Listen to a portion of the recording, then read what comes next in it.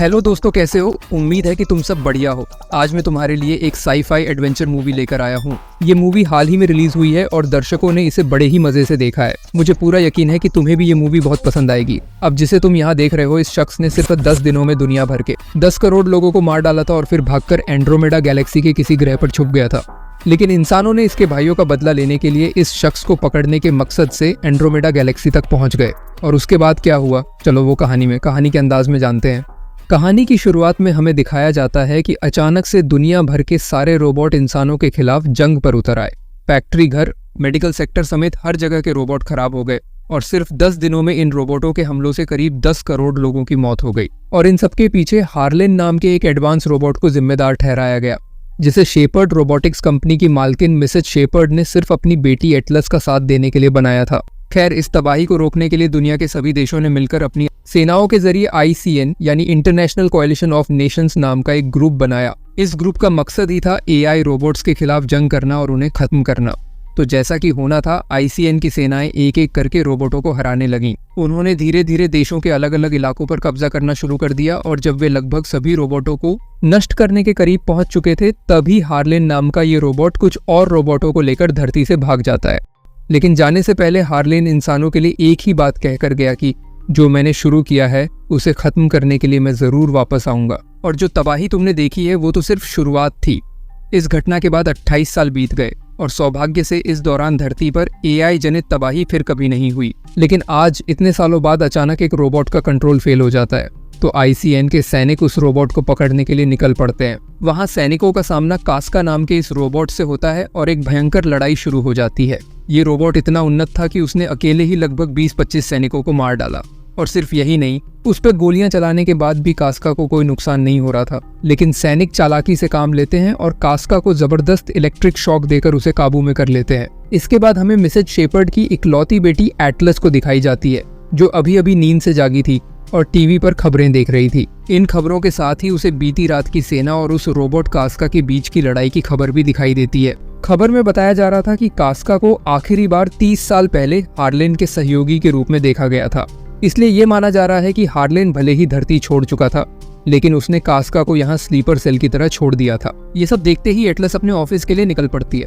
असल में एटलस खुद ICN की एक एनालिस्ट थी। इसी बीच ICN के ऑफिस में एक कमांडर जनरल से मिलने आता है और जनरल से पूछता है, आपने एटलस को क्यों बुलाया? वो लड़की तो अपनी माँ को खोने के बाद से लगभग पागल जैसी हो गई है, उससे इतना बड़ा काम करवाना मुमकिन नहीं है। असल में आज ऑफिसर उसी कास्का नाम के रोबोट से पूछताछ करने वाले थे, क्योंकि हार्लेन के गायब होने के बाद 28 साल बीत चुके थे, फिर भी अब तक उसे कहीं भी ढूंढा नहीं जा सका था। इसलिए वे कास्का से पूछताछ करके हार्लेन का ठिकाना जानने की कोशिश करने जा रहे थे।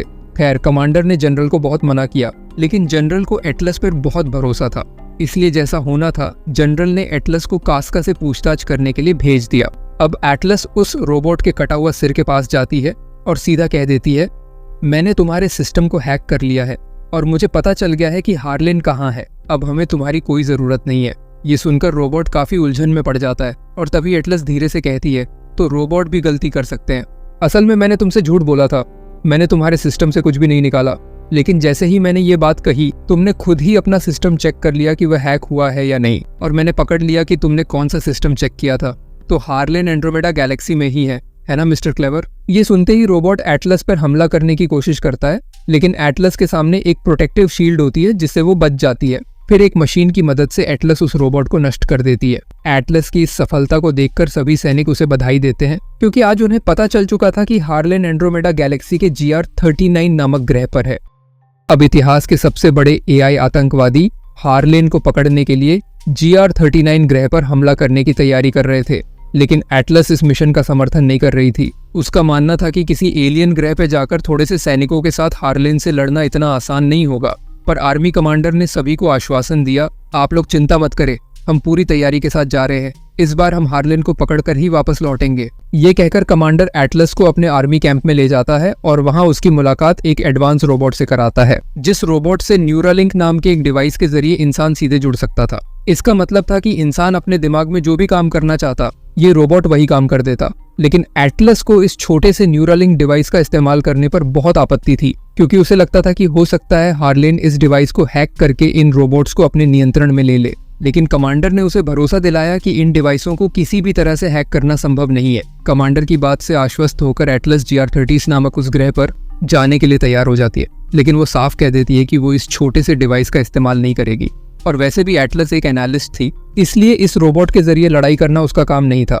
खैर, अब वे एक अत्याधुनिक स्पेसशिप के जरिए एंड्रोमेडा गैलेक्सी के लिए निकल पड़ते हैं। यहाँ हम ये भी देखते हैं कि तब तक इंसानों ने हार्लेन जैसे किसी AI रोबोट या अन्य ग्रहों के एलियन से बचने के लिए धरती के बाहर एक एडवांस डिफेंस सिस्टम लगा दिया था, जिसे भेद कर एक रेत का कण भी धरती में दाखिल नहीं हो सकता था। अब आर्मी कमांडर इस स्पेसशिप के 2 फैक्टर ऑथेंटिकेशन के जरिए 2 कोड डालकर धरती की शील्ड को पार करते हुए इंटरस्टेलर स्पेस की तरफ बढ़ने लगता है। यात्रा के दौरान एटलस अपनी माँ का एक वीडियो देख रही होती है, जहां से हमें पता चलता है कि ये न्यूरालिंक असल में उसकी माँ मिसेज शेपर्ड ने ही बनाया था, जिसके जरिए रोबोट और इंसान दोनों तरफ से जानकारी का आदान प्रदान होता था। लेकिन दुर्भाग्यवश इसी डिवाइस की वजह से हार्लेन बेकाबू हो गया था और उसने इतनी तबाही मचाई थी। इसके बाद एक मीटिंग में एटलस सभी को GR39 के बारे में कुछ जानकारी देती है, जैसे कि इस ग्रह पर खतरनाक बिजली के तूफान आते हैं और चांद बहुत नजदीक होने के कारण यहाँ रिवर्स ग्रेविटी का प्रभाव धरती के मुकाबले बहुत ज्यादा है।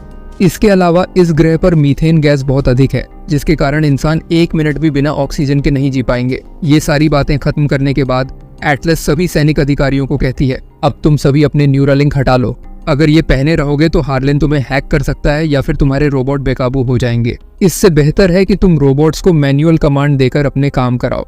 हालांकि मौजूद आर्मी ऑफिसर्स में से कोई भी एटलस की बात मानने को तैयार नहीं था, लेकिन कमांडर ने उन्हें समझाया, ठीक है, रिस्क लेने की कोई जरूरत नहीं है, तुम लोग न्यूरालिंक हटा लो। ये सब बातें खत्म होते ही एक बड़े स्पेस जंप के जरिए वे मिल्की वे गैलेक्सी से सीधे एंड्रोमेडा गैलेक्सी के GR39 ग्रह के सामने पहुंच जाते हैं।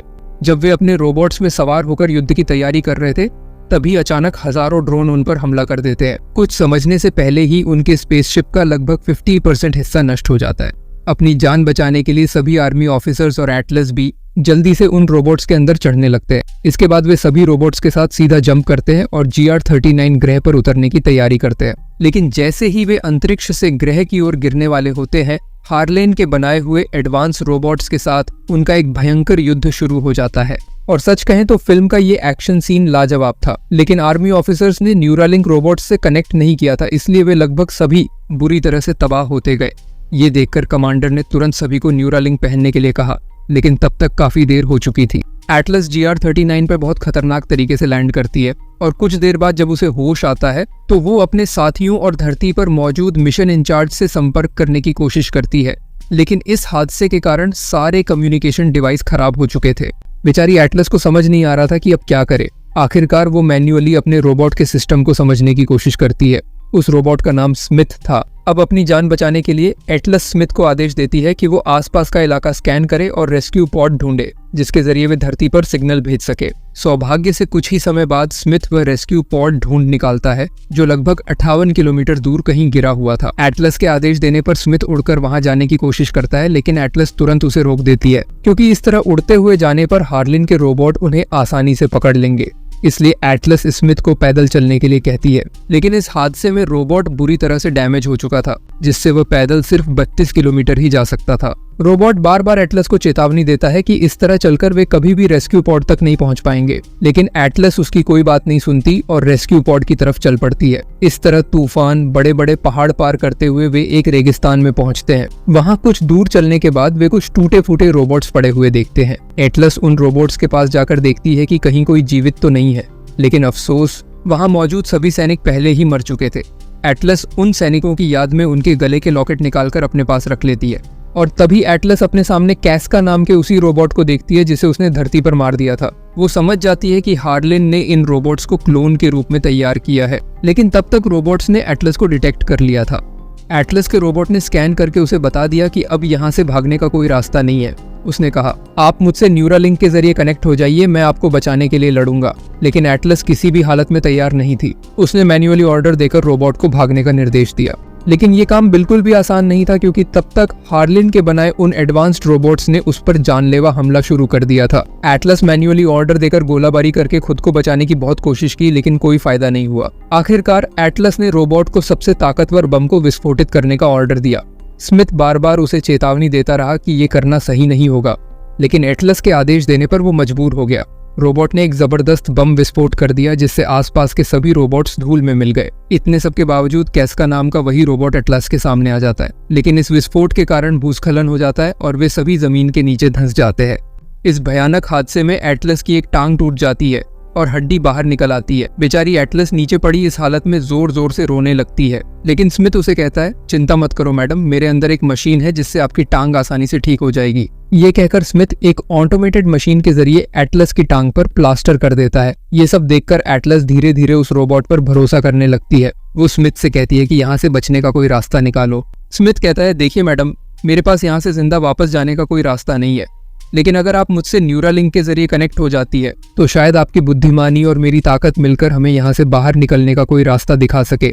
अब कोई और रास्ता न देखकर मजबूर होकर एटलस इस डिवाइस के जरिए रोबोट से कनेक्ट हो जाती है। इस बीच इतने बड़े भूस्खलन के बाद भी कैस्का वहां से जिंदा निकल आता है और अपने मालिक हार्लिन को कॉल करके बताता है कि सिर्फ एटलस ही जिंदा बची है, लेकिन दुर्भाग्यवश वो मेरे हाथ से निकलकर भाग गई है। ये सुनकर हार्लिन उसे जल्दी से एटलस को ढूंढने का हुक्म देता है। अब हम देखते हैं कि हार्लिन ने आर्मी कमांडर को पकड़कर अपने पास बुला लिया था और उसने कमांडर की आंखों के जरिए उसके दिमाग से पृथ्वी के शील्ड को खोलने वाला 2 फैक्टर ऑथेंटिकेशन का एक कोड निकाल लिया। उधर केवल 20% न्यूरालिंक से कनेक्ट होते ही एटलस को पता चल जाता है कि वे लोग जमीन से लगभग 400 मीटर नीचे हैं। इसके बाद एटलस उस रोबोट के जरिए जमीन के नीचे एक विशाल गुफा का पता लगा लेती है। वे उस गुफा के रास्ते से जमीन के नीचे से इस इलाके से भागने की कोशिश करते हैं। इस तरह कुछ देर चलते हुए वे गुफा से बाहर निकलने में कामयाब हो जाते हैं, लेकिन बाहर निकलते ही हार्लिन के रोबोट और ड्रोन उन्हें ढूंढ लेते हैं। जैसे ही ये खबर कास्का नाम के उस रोबोट को मिलती है, वो तुरंत एटलस को मारने के लिए वहां पहुंचने लगता है, मगर एटलस चालाकी से अपनी पीछे की तरफ कई बम लगाकर आई थी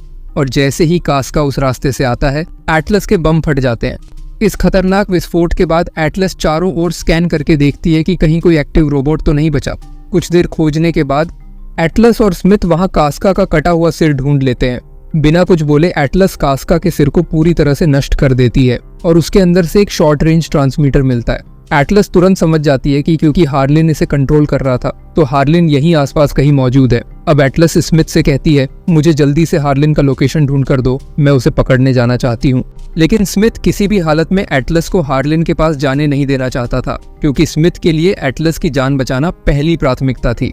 और चूंकि एटलस अकेले ही हार्लिन से लड़ने जाना चाह रही थी, इसका मतलब था कि वहां जाने पर एटलस के मरने की संभावना 100% थी। मगर जब एटलस ने उसे हार्लिन को मारने का अपना पूरा प्लान समझाया, तो आखिरकार स्मिथ मान जाता है कि वे हार्लिन को ढूंढने जाएंगे और अब वे दोनों हार्लिन की तलाश में निकल पड़ते हैं।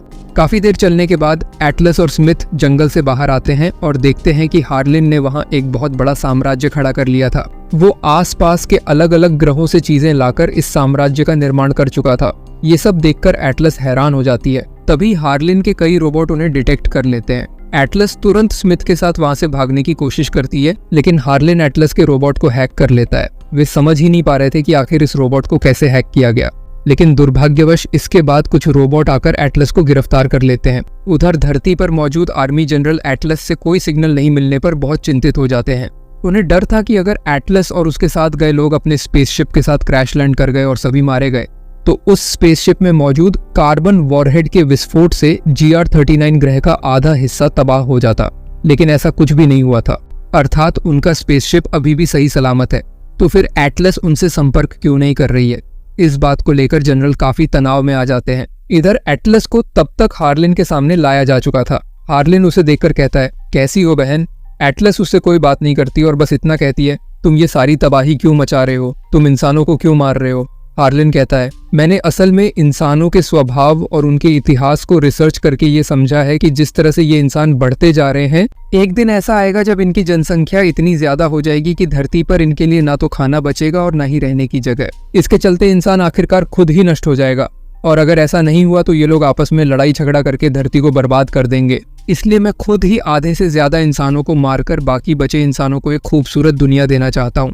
एटलस कहती है, लेकिन ये काम इतना आसान नहीं है। हार्लिन कहता है, तुम्हें क्या लगता है कि तुम अपनी समझ से मुझे ढूंढ पाई हो? असल में मैंने जानबूझकर कास्का को तुम लोगों के बीच भेजा था ताकि तुम लोग मेरा ठिकाना ढूंढ सको। ये सुनकर एटलस समझ जाती है कि हार्लिन ने जानबूझकर उन्हें इस ग्रह पर बुलाया था ताकि वो उनके स्पेसशिप पर कब्जा कर सके, क्योंकि उस स्पेसशिप में जो कार्बन वॉरहेड्स थे उनके जरिए आधी पृथ्वी को तबाह किया जा सकता था। ये सब जानकर एटलस बेहद हताश हो जाती है। तभी हार्लिन उसे पकड़कर उसके दिमाग से 2 फैक्टर ऑथेंटिकेशन का दूसरा कोड भी निकाल लेता है। फिर एटलस और कमांडर को बांधकर हार्लिन पृथ्वी को तबाह करने के लिए चला जाता है।